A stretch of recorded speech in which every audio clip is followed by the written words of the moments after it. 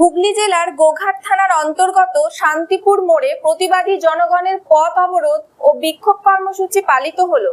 আরজি করের বিচার চাই ও দোষীদের শাস্তি চাই এই দাবি জানিয়ে এই নিয়ে এই বিক্ষোভ কর্মসূচি ও পথ অবরোধ।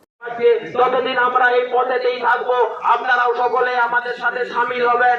এটা সব দল মত নির্বিশেষে আপনারা সামিল হবেন, যাতে আমাদের এই বাংলার বুকেতে এই খুন ধর্ষণকারীরা ভয় পায়।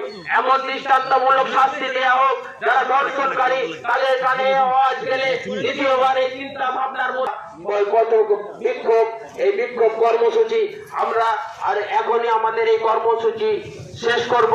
আমাদের সাথে আমাদের যারা প্রশাসন, আমরা যাদের ক্ষমতানারা আছেন, ওনারাও বলছেন আমাদের এই কর্মসূচি শেষ করতে হবে।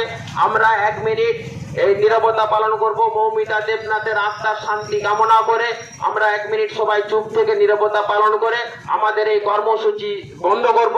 কিন্তু আমরা জানান দিয়ে রাখি, যতদিন না পর্যন্ত এই খুন ধর্ষণকারীদের চিহ্নিত করে গ্রেফতার করা হচ্ছে, তাদেরকে দৃষ্টান্তমূলক শাস্তির ব্যবস্থা করা হচ্ছে, আগামী দিনে আরো বৃহত্তর আন্দোলন, আরো বৃহত্তর পথ অবরোধ আমরা সকলেই সামিল হব।